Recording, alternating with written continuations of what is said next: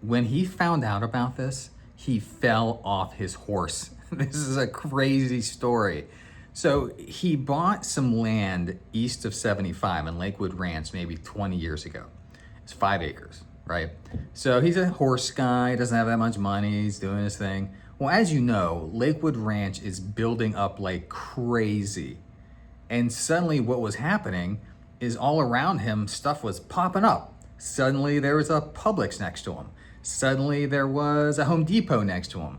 Suddenly there were all these developments around him. And before he knew it, he was the only plot of land left, the only 5-acre plot. So he's like, wow, this is something. But he liked his place. He liked where he lived. But a buddy of his was thinking about selling his property that was way down the road.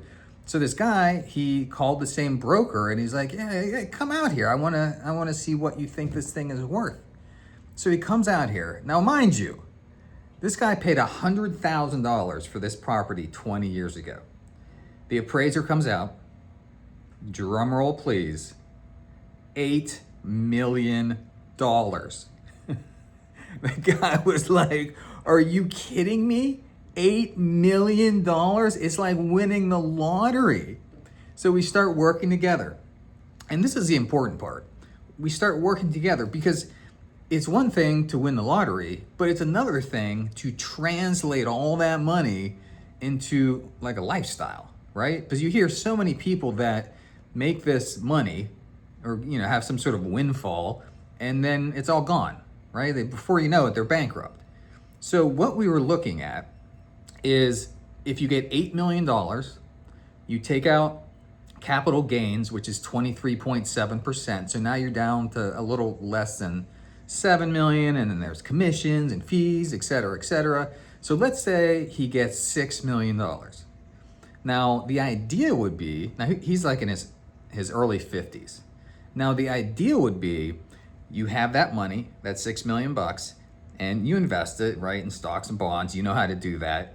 And then, right, so there's dividends and interest coming off of those financial vehicles. Or you can put it into a CD, I don't care.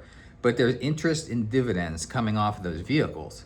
So the idea and what we ended up doing was the $6 million, he didn't spend any of it. He wasn't spending any of the money. What he started to do was spend the money that it was making, just what it was making, just the dividends and interest. And the amount he was getting each month, drum roll please, was $30,000 a month after tax. So this guy is getting $30,000 a month after tax, not touching the original money. He's kind of freaked out because he doesn't know what to do with his horses. And I'm like, why don't you go down Fruitville Road for a couple miles, get a 5-acre plot of land. I think your horses will be fine. But that is a crazy story. I am a financial advisor, and if you need me, you know where to find me.